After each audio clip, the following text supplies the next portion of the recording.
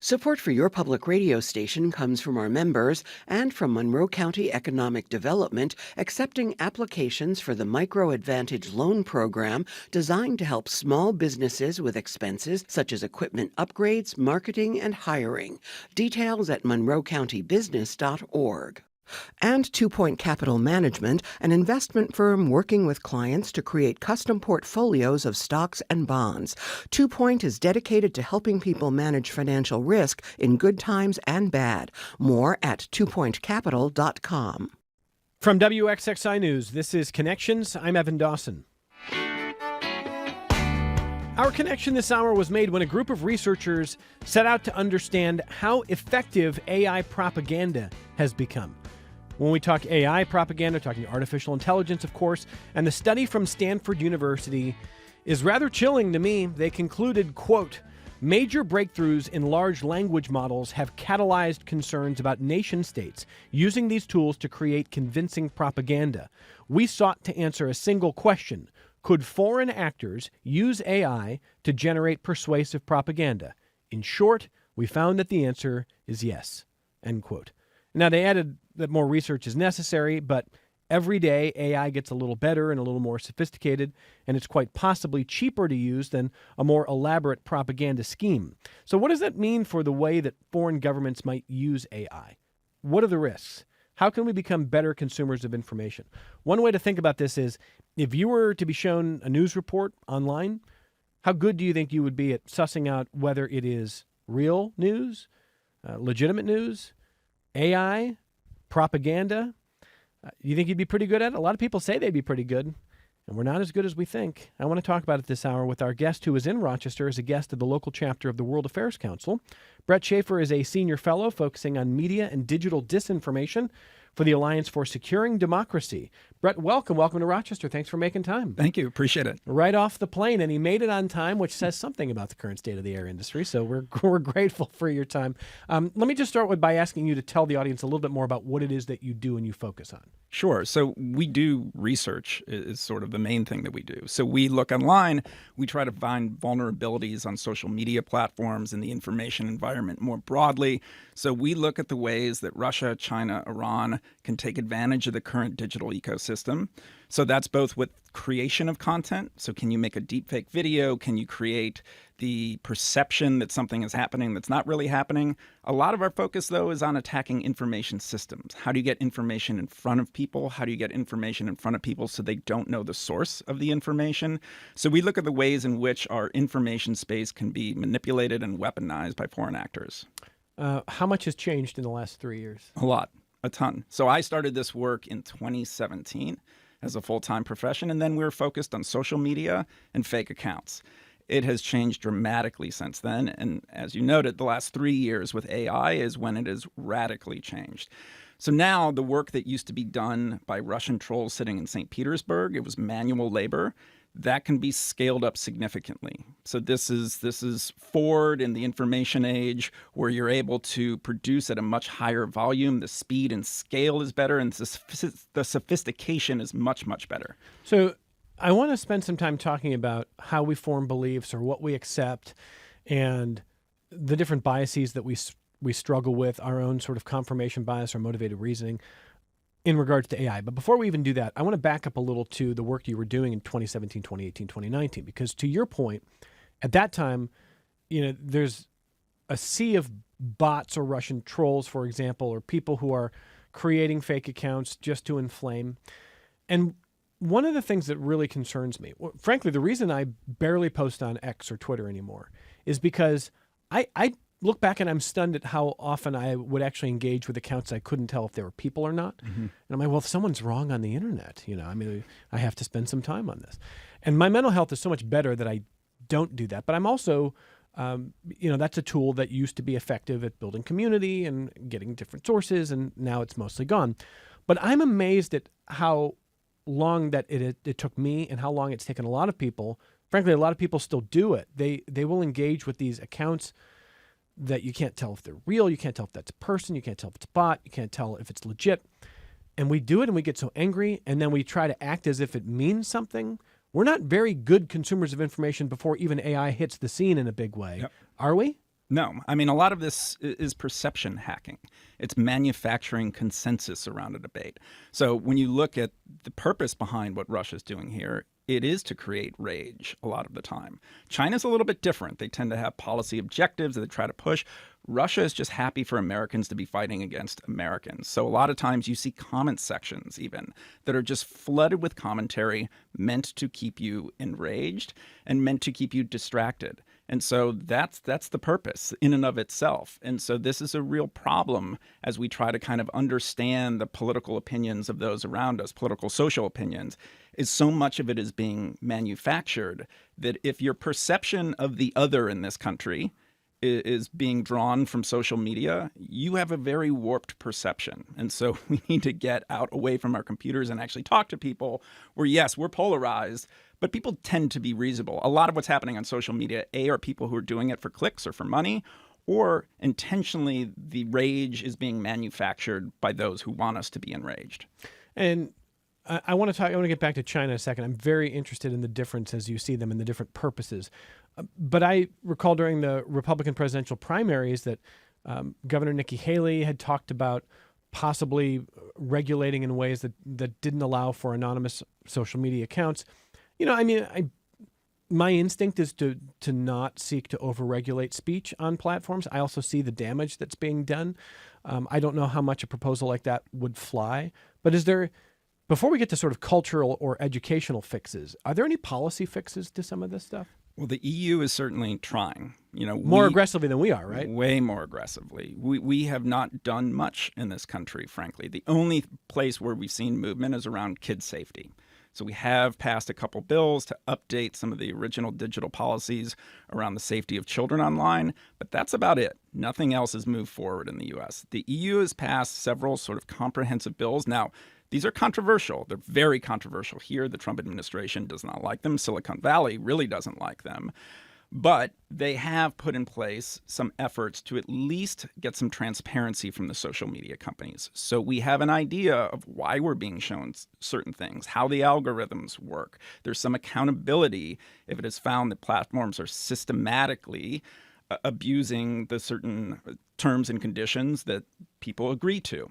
So the EU's kind of pushed way ahead of us on this front. And again, some of these things are controversial. Some I don't necessarily like, but I at least like the effort for there to be some regulation here because the Wild West has not worked out particularly well. So is there a piece of low-hanging fruit that you say, look, we're not going to go full EU, but if there's one step we could take that we haven't, it's this?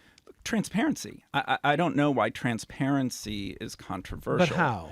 How is effectively you audit banks, right? There's independent auditors who go in and say, this bank is doing what this bank is supposed to be doing. It's not defrauding customers. You have a better understanding of how it's operating. That can happen with social media companies, and it doesn't get into speech. This is not saying, look, you've got to take that down. That's false. I don't think anyone wants that. And depending on which political party you support, you look at the other party in office, and then you really don't support that kind of legislation. But to have an independent auditor go into these companies and say, look, they are systematically preventing certain opinions from rising to the top of their feeds. They are abusing user data, for example. These are common sense things that really should not be controversial. Again, the companies don't want them because they're expensive, right? This doesn't help their business bottom line. But I think across sort of political lines, if people understood what transparency could bring about, there would be strong support for it. Is there the resistance mostly coming from the companies and then the pressure that the companies exert on lawmakers? Yeah, exactly. I mean, these are U.S. companies. And so when the EU put in place these regulations, their tack was to sort of align themselves with the current administration to say that these are European practices trying to hurt U.S. businesses. And they would to some degree. And the other argument coming out of Silicon Valley is like, look, you're going to put in place these regulations while China runs wild with their creation of AI tools. So you're putting brakes on us while our competitors, our geopolitical adversaries, are allowed to run ahead with none of these regulations in place. I mean, that is a compelling argument, but I don't think it really holds water. Yeah, I think it was it almost 3 years ago? I don't remember when it was. The 6-month pause letter, that Musk and so many others signed, which was a nice thing that everyone immediately ignored. It never struck me as practical for the exact reason that you're describing. You're going to have nation states competing, and then you're going to have companies competing. And sometimes it overlaps and sometimes it doesn't, but all of that competition is going to drive this lightning speed, it feels like. I don't know how you regulate AI in a way that would ever allow us to slow it down and feel quote unquote safe about each new iteration. You don't want to regulate the moment, right? Again, going back to 2016, 2017, when I started this, everybody was focused on regulating bots. Do we need to have more transparency around bots? Should bots be allowed? 3 years later, nobody was really talking about bots anymore. So you want to put in place an infrastructure that can stand up to time. I mean, this is going to move too quickly. And by the time regulators understand a new technology, it's on to the next thing. And so this has always been a challenge, particularly in Capitol Hill. We've got older regulators who don't necessarily understand the new technology of the day. By the time they're up to speed on something, it's gone. We're on to the next threat. And so this, again, is why we push transparency. You put in place certain ways that we can ensure that the companies aren't abusing our data, that they are not sort of systematically, preferentially treating certain political opinions, and those can withstand time. So before we talk more about solutions, describe for me what you think the downside risk is to doing nothing or to standing on the sidelines the way we have. I think we're seeing it. Right? I mean, I don't think anyone across the political spectrum is happy with where we are from an information standpoint. You might blame the other side, but if I give these talks to conservatives, liberals, everyone looks at our current information ecosystem as failing us. It's not doing good for democracy. There's bipartisan agreement on this. There's bipartisan agreement. Again, they'll blame the other side, but everyone says, no, I don't trust information anymore. No, I don't think it is helping our democracy. Or discourse. I don't think it has improved how I perceive the political other in this country. And so I think that is a sort of basis to start, okay, so what do we do about it, is where we need to go to. And so doing nothing has led us here, and here is not great. So I think we need to start coming up with some more creative solutions. Because as you describe, these are American companies. They're exerting a lot of pressure on lawmakers. They're going to be resisting change. But if the constituents of these lawmakers are, in a bipartisan fashion, furious with the system, why can't that be enough to spark change? I don't know. I mean, you would hope that they are getting this kind of pressure, but I'm not sure that they are. I think the partisanship has taken over. And so we've seen different levels of attack coming from the different parties. So the last 2-3 years, the right has focused on what they've called the censorship industrial complex and alleged censorship from the Biden administration. So there have been all of these hearings about that. And there have been all these allegations of the ways in which political parties have tried to manipulate the system for their own benefit. So we focus too much on the partisan. And so any driving force from constituents, I think, has focused on how do we kind of attack the other here, as opposed to how do we deal with the problem in a way that actually will create a solution that will stand the test of time, that will have bipartisan support, et cetera. As a side note, for progressive-minded listeners who are really wondering how can Republicans or people on the political right be so angry at the Biden administration, is it fair to say that the attempts that the Biden administration made, even if they were well-intended during the pandemic to talk to Facebook, talk to YouTube about the kind of information that should or should not be platformed, did that backfire? It did. And there were some cases I honestly don't quite understand. In particular, there was a push from the Biden administration, I think, to get Facebook to take down posts about the COVID virus originating from a lab in China. That was a very politically charged topic. I'm not sure why there would have been the push to take that down. In ways around public health, I do understand. You know, people were dying. There was a lot of information out there that was harming people. I understand why the administration was pushing on these companies to have a sort of healthier discourse around what is actually sort of scientifically valid information. So I understand that. But I think there were mistakes there, for sure. Now, I don't agree with the meta-narrative coming from the right that the Biden administration was systematically censoring conservative voices. I don't buy that, partly because, you know, we and me personally have been attacked by that same machinery. But I do think there were mistakes, and I do think there should be lessons learned going forward about how the government communicates with social media platforms and the transparency around it. I think part of the problem is this was all seen as sort of backroom deals, because it was, to a degree. I mean, these were people in the administration calling their counterparts at Meta. And so I think there should be lessons learned going forward not to do that again, because I do think it has fueled a lot of the discontent. I also think that when you describe the partisan narrative that lawmakers have, that they can see that people are angry, but they're just going to say, yeah, but that's because of the policy of our political opponents. I think that is the action of a very lazy but taking the easy way out set of lawmakers who don't want to do the hard thing, which is tell the tech giants that now you're either going to be regulated or you're going to have changes to how you're allowed to do business. It's just easier to say, well, I agree with everybody. It's terrible, but it's because of the Republicans or it's because of the Democrats. Right. Tech regulation is hard. It's really hard. The online safety bill in the UK took about 5 years from when it was first introduced to actually get passed into law. The EU's Digital Services Act, I don't know exactly the time frame, but it was years, at least 3 years, where they had to go through a lot of different rounds and rewrites and soliciting feedback from civil society.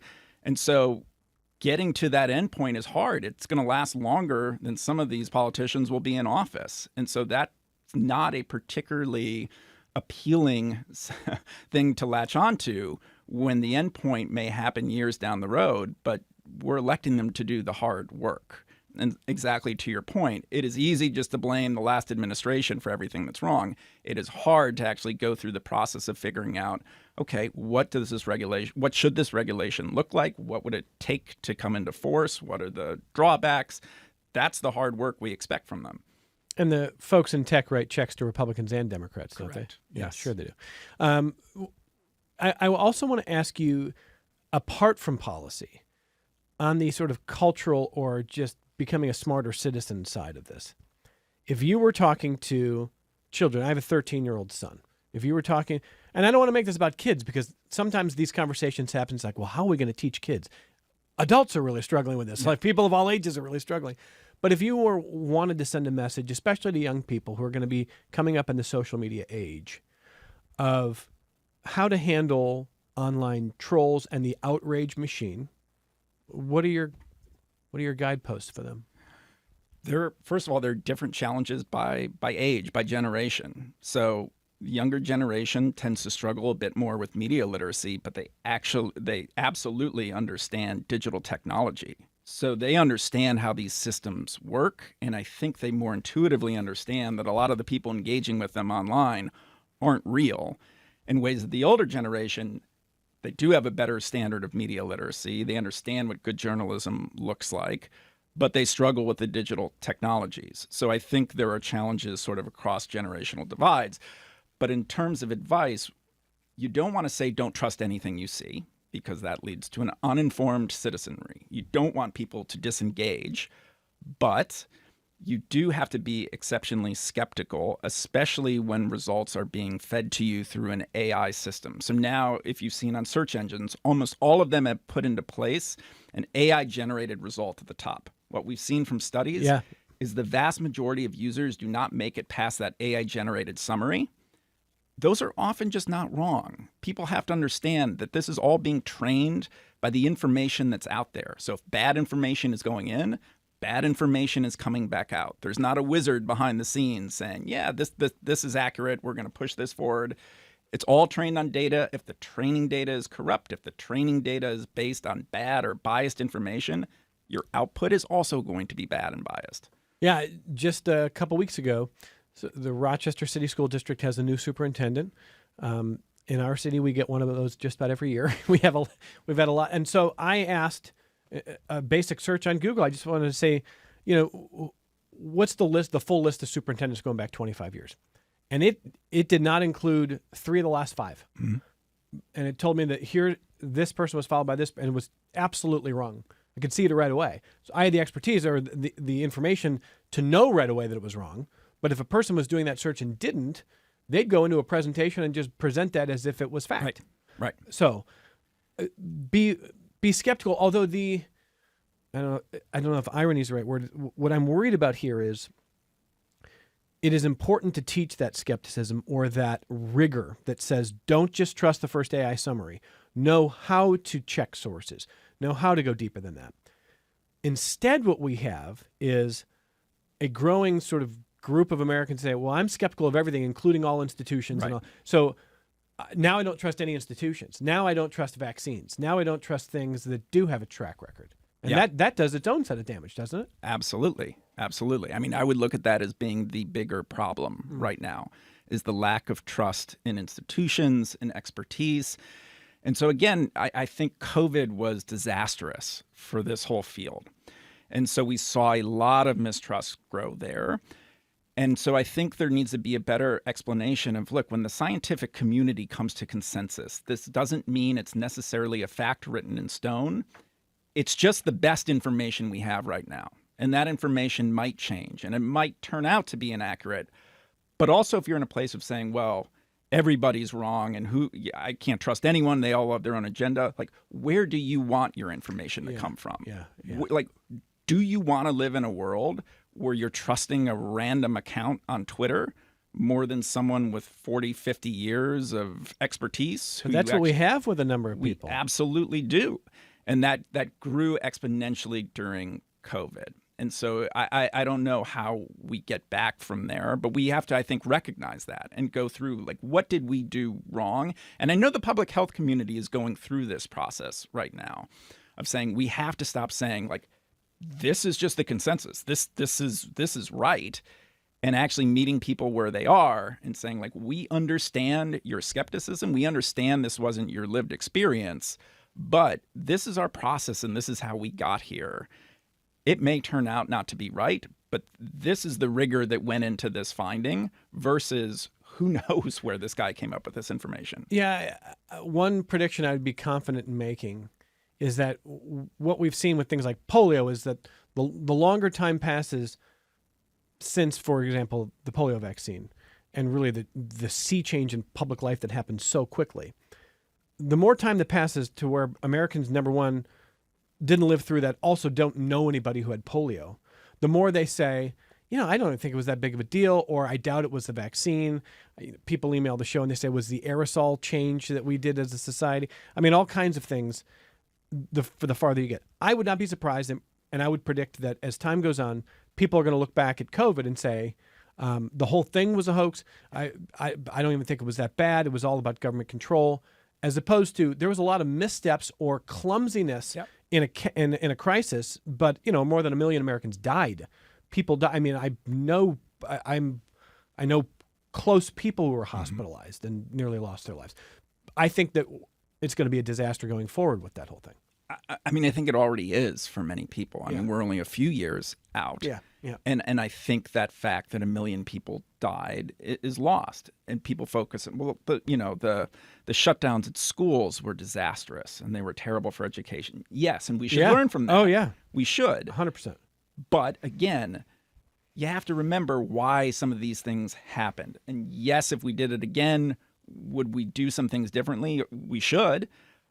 But I think you're missing, to your point, the underlying causes of some of these things. And as you do get distance from them, people forget the reasons behind some of the things that have happened, both for COVID and other things. I mean, we haven't had a war, for example, in this country in a very long time, thank God. And so if you don't have that visceral experience of what it is like to go through something, I think the realities of playing around with disinformation and polarization and radicalization gets almost gamified because the consequences aren't real for people. If I were to convince an entire generation of teenagers right now that in your whole life usage of social media, if the one thing you changed was that you never responded to trolls who were just trying to make you angry, or you never responded to accounts that you couldn't be sure were real people, how much would that help? It would help some, but I do think the toxicity still stays with people. So even if you put in place guardrails of, I'm not going to engage, the level of vitriol coming at you, I think, stays with you even when you get offline. Can't I be optimistic that if we don't engage, it's better. It changes or goes away? And look, people have individual responsibilities. Like, you don't have to then share something. You don't have to create a bigger issue. It is not actually effective if you get into a fight with a friend on a public forum on Facebook. I know kids aren't on Facebook right now, but our older generation. Yes. If you have a relative who spreads something that you know to be false, to call them out publicly and get, like, that's not helpful for family dynamics, discourse in general. So there is a way to engage better, but also, you know, I do think there's some onus on the platforms not to prioritize rage and to make sure accounts that aren't real, that are there for that explicit purpose. You're not saying necessarily to take them down, but they should not be elevated in people's feeds. When we come back from our only break of the hour, and a listener named Jack is asking, does our government use AI to create propaganda or misinform? We'll ask Bret about that. I do want to talk a little bit more about how different states might use AI or propaganda differently and how we can be better informed as a citizenry about that. I'm curious to know what our guest makes as I read more of this Stanford study that includes this: with human-machine teaming, including editing the prompts fed to a model and curating GPT-3 output, AI-generated articles have been, on average, just as persuasive or even more persuasive than real-world propaganda attempts. That is disturbing, and it's only getting more sophisticated. My guest this hour is Bret Schafer, Senior Fellow focusing on media and digital disinformation for the Alliance for Securing Democracy. He is in Rochester as a guest of the local chapter of the World Affairs Council, and they are open to new members. They'd love to see you sometime if you want to look them up. Look up World Affairs Council, the Rochester chapter.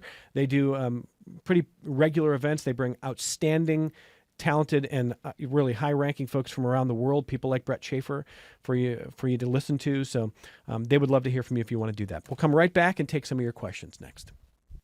Support for your public radio station comes from our members and from Jewish Home, believing older adults are not defined by their age, offering a portfolio of care in a community where all are welcome. Jewish Home, come be you. More at jewishhomeroc.org. This is Connections. I'm Evan Dawson. We'll get Jack's question in a second. I think Gary has a good one here just for definitions. How do you identify the difference between a troll versus someone who just disagrees with you? Well, I mean, I guess that's a fine line. I mean, typically when we talk about a troll, we're talking about a professional. I mean, someone who goes to an office, like the St. Petersburg trolls being the most famous, but they're certainly not the only ones, and it is their full-time job. It is their occupation to troll people, which is a very narrow definition. I mean, I think most people would broaden that definition to people who just get kicks out of enraging people. And that's very different than someone who engages in good faith but might disagree in language that you don't like. I mean, I guess it's sort of a fine line, but to me, it's fairly easy to distinguish between someone who's a troll and somebody who genuinely disagrees and wants to engage. Okay, and I want to stress a point that Bret is making, though. Professional trolls not only have existed, they do exist. They are paid by, in some cases, their government to make people in a lot of places, but often Americans, angry, to cue up outrage, to make you angry at fellow Americans, to make you angry at your government, to make you stop trusting the institutions of your country. And are we just easy marks? Is that what's happened? Unfortunately, we are. If your job is, how do we polarize Americans? That's your job. Go to an office for 8 hours a day and try to make Americans more polarized online. I mean, you don't have to do a lot of work. And that's been the sad thing, honestly, in my job over time, is the vast majority of what we've seen, the Russians in particular, and the Russians are the best at this because they've been doing it for 100 years, obviously not online, but they understand us because they've engaged in a propaganda war for decades. They really understand the pressure points and what gets Americans enraged, whether it's race or police brutality. And so they understand really what makes us tick. But most of the time, almost all of the time, they are taking content or narratives from Americans. They're recycling them, they're repurposing them, they're trying to spread it farther, but they are not inventing these conflicts. So they're sort of vultures on the internet. They know the websites to look towards to find whatever is the sort of divisive topic of the day, and they latch onto it and they spread it farther. But they're not creating these things whole cloth. So we're doing a lot of the destruction to ourselves. The Russians and others try to make it worse. They try to make the conversations worse. They try to spread it farther so more people see it. But we are creating most of the content and the conflict for them. So they're very good at this. We're not very good at being consumers of information. And you talked about how really digging into this work starting in 2017, that's a big part of it. Then 2022, 2023 hits, and the GPTs of the world and all these AI tools are out there now. And so what are you seeing now that we didn't see 5 years ago?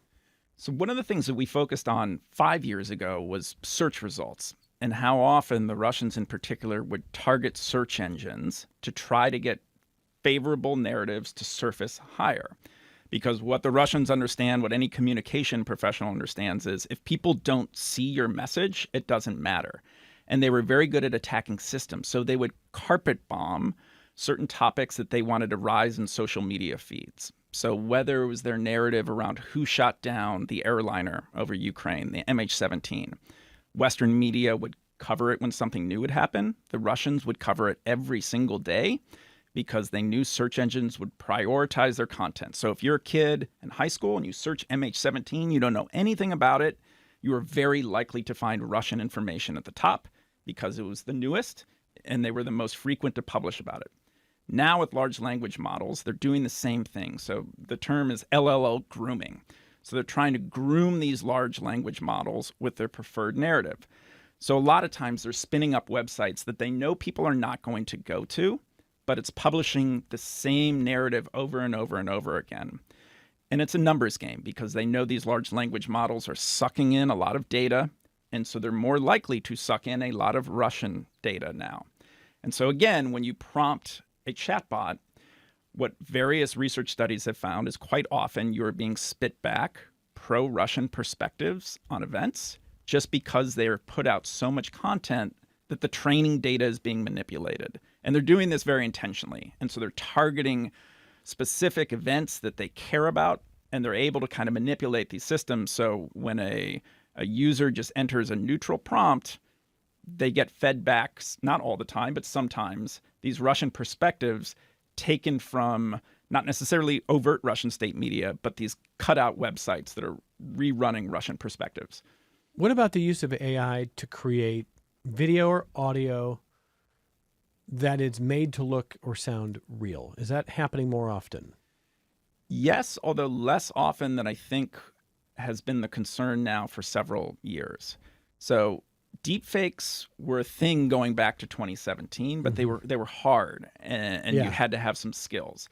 There's now been a democratization. I mean, you don't have to have any real skill to put together a deepfake video or to create an image with AI. I saw someone this week who is an LA Dodgers fan and used Vin Scully's voice to create Vin Scully doing the last inning of Game 7 of the World Series. I didn't think it sounded great, and somebody actually gave a really good review. Said it sounded like a 1990s like Entertainment Arts baseball play-by-play version. But a lot of people in the comments were like, "Oh, it's like Vin is back. This is beautiful. Thank you for this." And and then a lot of other people were like, "I wouldn't have known this was AI if you didn't tell me." So even the ones that I think are a little clumsy are better than they were a decade ago. Yes, they're so much better. And this guy's like, "Well, I spent like 10 minutes on this." Like 10 minutes. Video is not all the way there yet. For the most part, if you watch an AI-generated video, you'll still see enough tells that you should know that this is AI and not real. But it will get there, maybe within a year or two, but certainly within 5 years. Audio is the thing that concerns me the most right now because you don't get any of those visual clues to let you know that something is off. Even if it's really well done, there's often just something off with the video. But audio is so realistic now that we have seen that used the most in sort of real world settings to try to attack candidates, for example. Slovakia is the classic case. Early last year, the Slovaks had an election. It was very, very close. Right before the election, there was a supposed leaked recording of the opposition candidate saying that they were going to rig the vote and that they were going to raise the price of beer, which may have been a bigger problem for him in Slovakia. And this was all AI generated. And there wasn't enough time to debunk it. Who knows if it flipped the outcome of the election? But did he lose? He did lose, and it was close. So I'm guessing there is a voter somewhere who probably didn't cast a ballot because of this. And so audio is what concerns me the most right now, but video will get there pretty soon. How do you regulate, and then what do we do as a culture? Two different questions. Well, this is a place where the tech platforms have actually been a little bit more willing to crack down. And so almost all of them before the last election had said that they will take down deepfake audio video if they catch it. So if there is a purported leaked bit of audio having Harris or Trump saying something they didn't say, that can be proven, and their systems are good enough to catch it, they'll take it down. And so at this point, I think the tech companies feel more comfortable in this space than they do with content that's actually generated by a real user. Again, I do think there needs to be some light AI regulation around it. Again, it's not a truth or fiction thing, but what gets complicated is the world of satire. Most of what we're seeing in terms of the uses of AI-generated content right now could be called satirical. Certainly, the Trump administration is using a lot of AI right now through the president's feed. Most of it, some of it is not particularly civil, but it's clearly not an attempt to mislead people about an event that didn't happen. Like Trump flying a plane and dumping excrement on the No King's Day reporters. Correct. Or protesters. Correct. And so you have a lot of those examples where, again, I don't like the style of communication, but this is clearly not trying to mislead people. I think the real test for the companies will come, whether it's before an election or another time, when a political candidate puts something out that is attacking an opponent.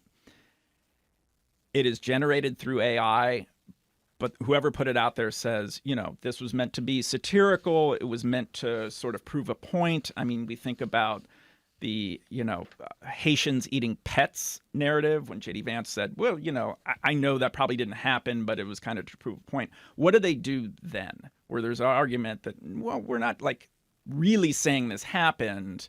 And we could even put a little AI generated note at the bottom, but it still is probably going to mislead people in another kind of way.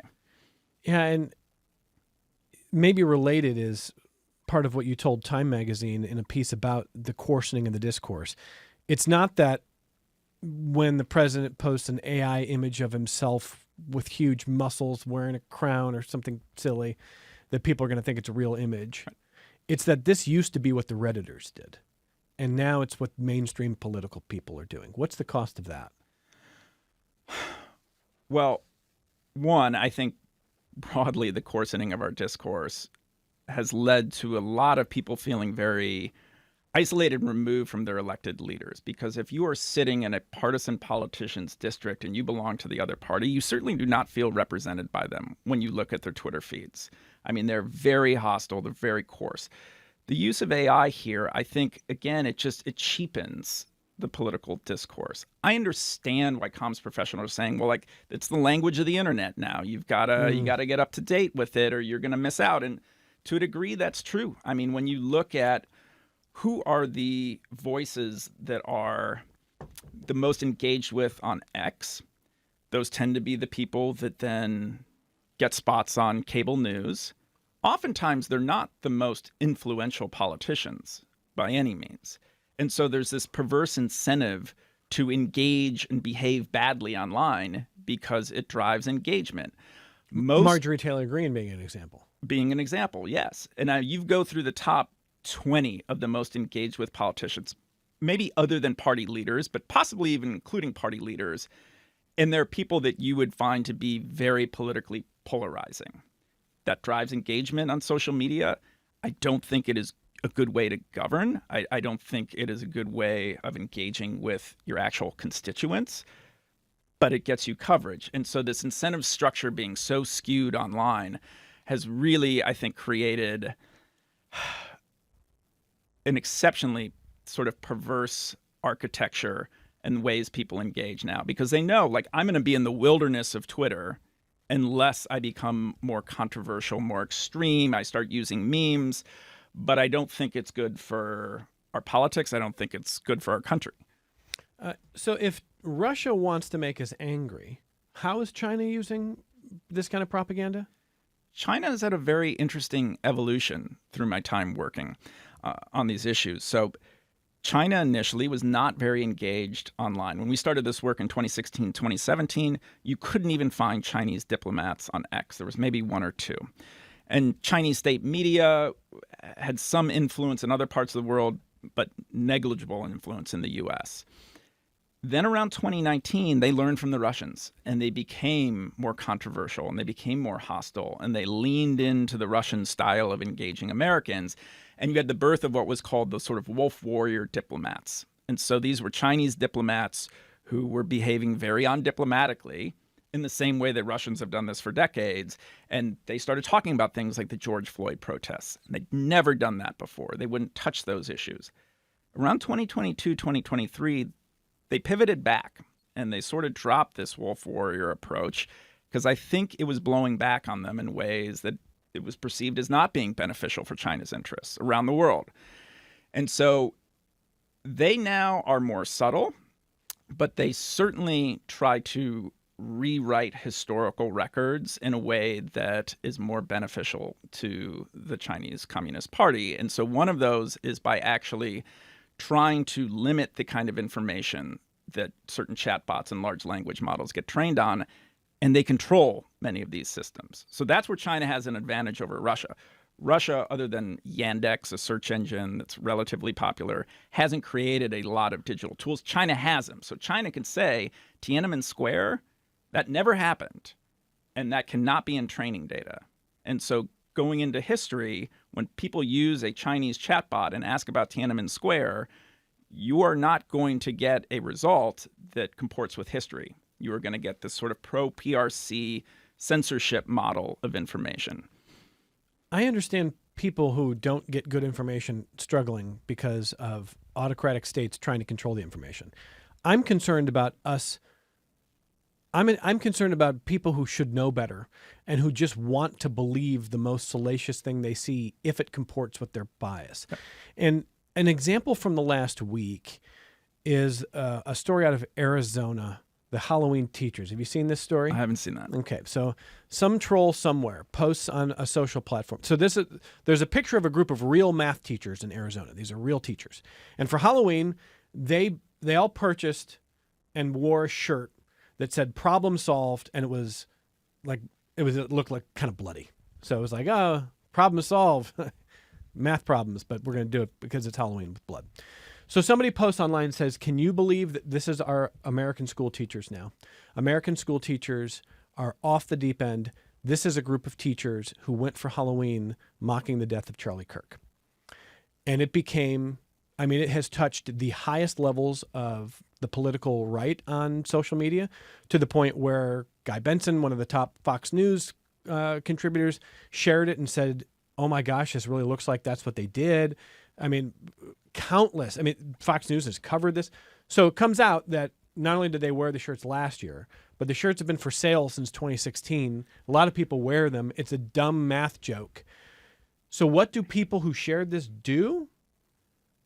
Some say, I'm still not convinced. They knew that Charlie Kirk died, they'd get a reaction. Like the worst thing you can think about your fellow humans. You won't admit that you were wrong about them. Then they're saying, I think it was an AI-generated image. Whatever they were wearing last year, I don't think it was real. I choose to say that was AI last year, but this image is real, and they must have been at least mocking Charlie Kirk and maybe mocking conservatives. And then the other flavor is this. Instead of, I'm sorry I got that wrong, it's in bad taste for teachers to wear bloody shirts at all. Like, doesn't that show that teachers are still bad? We're going to keep moving the goalposts here because now we're going to be, I'm going to use the political right's favorite word. Now we're going to be snowflakes about Halloween because it can still suit our biases. Instead of saying, whoa, I got taken in by something. So maybe you get taken in by an AI video. Maybe you get taken in by an AI audio in Slovakia or here. Will we pull back and say, I was wrong. I shared it because it comported with my bias. I was eager to see it be real and it wasn't. Or do we double down? I can't believe how many people are doubling down. I don't think we're handling this very well. But that's the style of the internet right now, is doubling down, never apologizing, being in your tribal camp and sticking to your guns. And even if you say, okay, I got this one wrong, it's usually, but still. You know, the Russians have a term called whataboutism. Yes, yes. Which is always, well, yes, you know, we are launching this horrific war in Ukraine, but what about Iraq? It's this deflection to somebody else on the other side is doing something worse. The other part of that I think is important too is, as we talk about AI and all of these high-tech tools that are being used, more often than not, the really successful campaigns we see are using old school tactics of taking pictures out of context, changing dates, changing captions. That all works incredibly well still. So as we're all kind of freaking out about deepfakes, what we call the cheap fakes have always worked just fine. And they're actually harder for systems to catch because that's a real image. It was just a year earlier. The context is not right. Yeah. It takes zero skill to be able to pull that off. And so that's a concern as well. But I'm with you. I mean, I think that doesn't happen offline to the same degree because I think it's hard for people to sit across from one another when they're provably wrong and to just dig their heels in and keep saying, well, no, what? But online, that's just what we kind of fall back to. And this is why I always push, we need to get out from behind our computer screens and actually talk to people in person. We ever? Because the conversations tend to go better. They devolve very quickly online, and you do get into this sort of tribalism debate. And again, the whataboutism of, well, sure, we got this one wrong, but like, let me point the 6 examples out of you guys behaving terribly. Sure. Or how dare you say this because one time you did this. Vice President J.D. Vance was asked about the Politico reporting on the racist text thread and said that was a bunch of kids. Wasn't kids. It was people aged 24 to 35. But he said, but what about this AG candidate in Virginia? He also said something bad. So we are inflected with all of the worst ideas that came from the troll farms, and now we're just living that. Yeah. So as we get ready to wrap here, it's been a really inspiring hour. No, I honestly, in many ways it is, because I'm glad, Bret Schafer, that people like you are working on this, and I'm grateful for that. So 2 questions to wrap. First of all, a listener named Jack had emailed earlier saying, do we do the same thing? Do we use AI or propaganda tools in this way?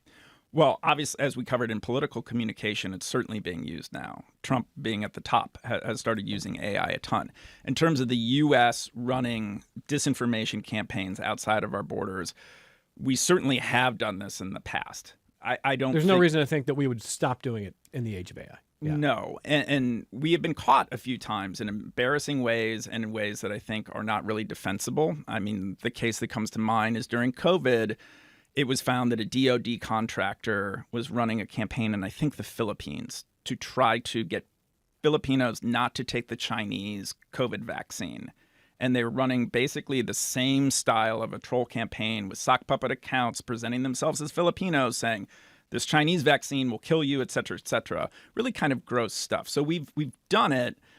At least in the past, it was something that was still seen as taboo and something we shouldn't be doing. But, you know, who knows what's happening in the intelligence community? I would guess some of this is happening. And I want to close with what we can do going forward. I mean, you've talked policy, we've talked about culture, but I read something this morning that was pretty interesting. Back in 2017, someone was writing a book on some of the ways that the right was starting to fracture towards authoritarianism and some of the strains that we've seen with Tucker Carlson, Nick Fuentes lately. And the author of the book said that what he has been trying to tell people is that every time you do a takedown of Nick Fuentes or these characters, it just gives them fuel because they want to present themselves as the titan of this empire online, and they've got this army of people, when really they are just professional trolls who don't have anything if they don't get the attention. Now, they certainly have got a lot of power now and a lot of access to powerful people, but sometimes it is as easy as just getting offline, being in the real world, spending more time in discourse with real people as opposed to anonymous accounts. What would give us hope that we're not doomed? I would say don't let the online discourse set the rules for engagement, sort of shoot over the top of it. Because if you get into a debate right now, let's say Charlie Kirk and everything that happened in those weeks afterwards, that is going to be a hyper-polarized conversation. If you set liberals and progressives on one side, conservatives on the other, the outcome is not going to be great. So I would just leave that. And let's start with concentric circles of what we agree on. Just take the information space. Like, what do you want to have actually show up in your feed when you run a Google search that could have life or death results or affect your money or your life? You know, I have young kids. I've Googled things in the middle of the night. Do you want our information systems to work saying, oh, I think my kids might have lice? And the top result says, yeah, just throw some bleach on them and they'll be fine. Everybody says, no, that's terrible.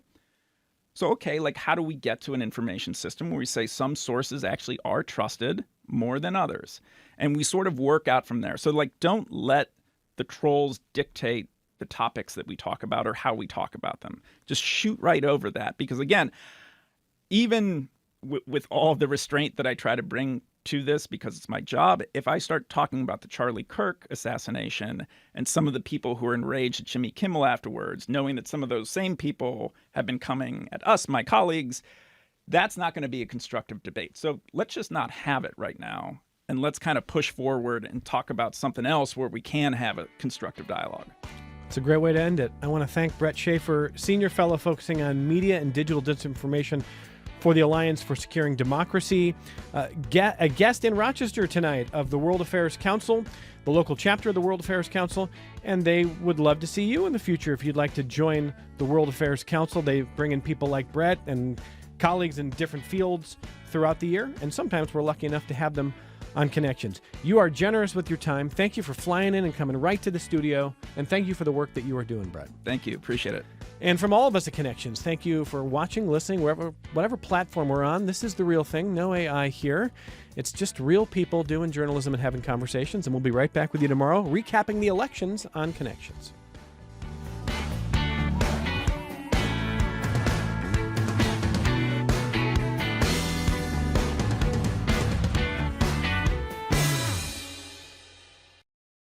This program is a production of WXXI Public Radio. The views expressed do not necessarily represent those of this station, its staff, management, or underwriters. The broadcast is meant for the private use of our audience. Any rebroadcast or use in another medium without expressed written consent of WXXI is strictly prohibited. Connections with Evan Dawson is available as a podcast. Just click on the Connections link at WXXInews.org.